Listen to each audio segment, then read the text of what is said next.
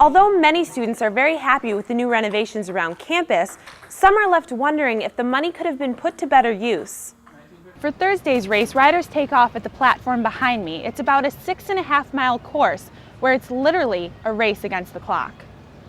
The man was taken into custody by police and is now undergoing psychiatric evaluation at a local hospital. At this time, no charges have been filed. In Worcester, Brittany McDonald, Worcester News Tonight. Operation Purple here in Spencer isn't totally unique. There are dozens more just like it across the country. It's obvious that these men and women in the ROTC program are dedicated, so it's no wonder that their program is ranked one of the best in the nation. Although facing an economic recession, many are still optimistic about the future. A man threatening to blow up this Worcester triple-decker triggered an hour-long standoff with police Thursday. And he said, "Get out of here, I'm going to blow up the house." Worcester Constable Leo Bocage says the man, who police would only identify as being in his mid-50s, owed $7,000 in rent. Facing eviction, he surrounded himself with at least 4 propane tanks and told police he would light them. He had some propane tanks and some gasoline at the ready and other devices at the ready to see that this was accomplished. Sergeant Chris George says that's when a crisis negotiator was called in. Officials talked with the man through a first-floor window, but he only became more agitated. He had actually lit one of those propane tanks. There was other combustibles around the house, and it looked as though he had a pretty good plan in each room as to how he wanted to do this, which was quite alarming. That's when police moved in. We were forced at that point to try and make entry through the house, and as we were trying to do that, he began to put his plan into play, which only caused greater alarm on our part. Officers found the man threatening himself with a 1.5-foot-long kitchen knife. The police were able to take the knife and propane tanks without anyone getting hurt.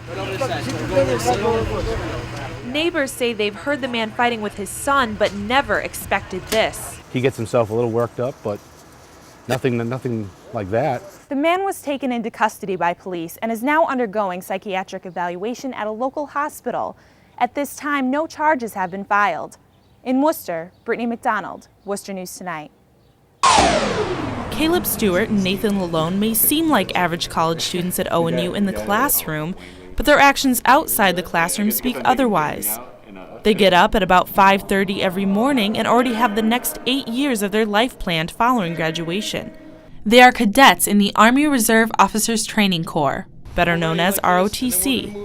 Now 26 years old and a junior at Olivet, Nathan has already served a year in Iraq. That experience just opens my mind to how blessed we are, and it's neat that we're fighting to give people a chance to be able to have the choice to do whatever they want. Although many have negative views of the war in Iraq, Nathan claims that there is a lot of good being done, and the Iraqi people appreciate it. I was talking with one of the interpreters, and he wants to be a teacher. Well, now they're opening schools and stuff, and so now he has hope to be a teacher. Until we came in, he had no chance of doing that. Electricity was another thing.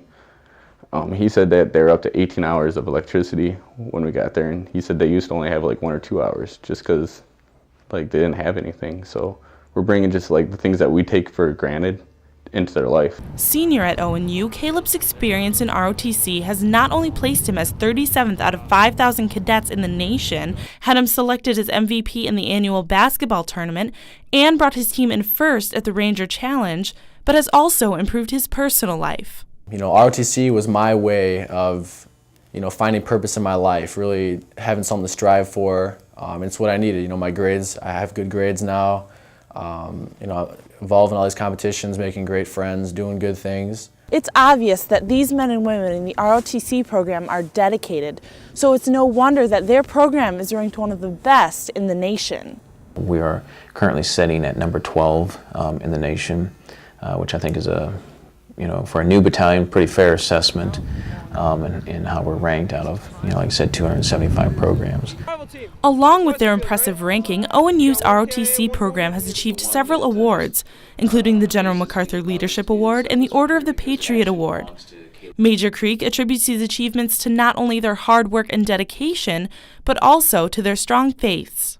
What I feel is that the Lord works through each and every one of these students here, and each individual uniquely to bring them to their full potential. Upon graduation, Caleb and Nathan will be commissioned as second lieutenants in the U.S. Army, but their experience in ROTC at ONU has not only prepared them for this admirable career, but also as leaders in life. Brittany McDonald, Access, ONU. It's been evident to everyone that our economy has been in a downward slump over the past year. The U.S. has faced rising gas prices and unemployment figures, as well as housing foreclosures, company bailouts, and a Dow below 9,000. Experts agree we're in the throes of a recession. Although this is a problem for the country, we can begin making changes individually. We've just become a country of just being in debt, and that's just what we get used to. And I just think it's unfortunate that that is our mentality, and so I think it's going to take a lot of people just looking at themselves individually and saying, well, how am I going to solve this problem for myself? People are having to get rid of debt and reduce their debt. Unemployment rates are on the rise and a growing concern within the country. But Donald Dakey, business professor at ONU, claims that the U.S. is actually better off than some other countries. We've been cruising along at about 5% unemployment. Most of Europe has been up at 6, 7, 8, 9%. Although facing an economic recession, many are still optimistic about the future. The economy always dips and rises, and we're going to come out of this at some point. A lot of good things will come out of it. Hopefully people will use debt more wisely than they have in the past. To face this problem locally, ONU held a financial seminar to inform students and the community about this recession and how they can better handle their money. Everybody was very nervous. The stock market was going up and down, and people were afraid about losing their money. And so he thought it might be a real opportunity for us to help reassure people and answer questions, explain what was going on. In general, I just kind of wanted to get the feel of this panel of experts, local experts, to see how they felt that we in this area would be affected.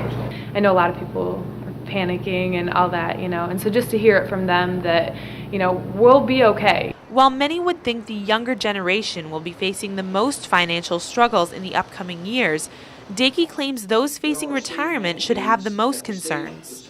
Many of us who are retirement age, a good share of the audience here tonight, is very concerned about the erosion of some of their wealth. But for young people, they can look at it as, one, they're going to learn some lessons about being prudent and making good decisions, but it's a tremendous opportunity. I wish I were 25 again. Brittany McDonald, Access, ONU. With the worst financial crisis underway since the Great Depression, college students are no exception to feeling the impact. Access ONU reporter Kendall Kramer sought input from students and professors on how to cope with the failing economy. The scraggly, unshaven look tends to be a fashion faux pas, but every February, Olivet and Emerald let the men throw that fashion don't out the window. Stephen Wolf has more.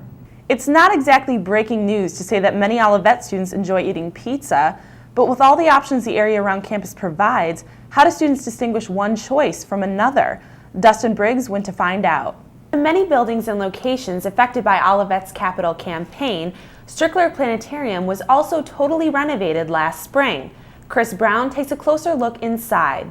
Looking up at the never-ending staircase in Burke, one of the oldest buildings on campus, tends to convince students to take the elevator to their fourth floor classes. However, reporter Jarrett Roloff tells us how giving up the elevator and giving in to the stairs can actually be very beneficial to your health.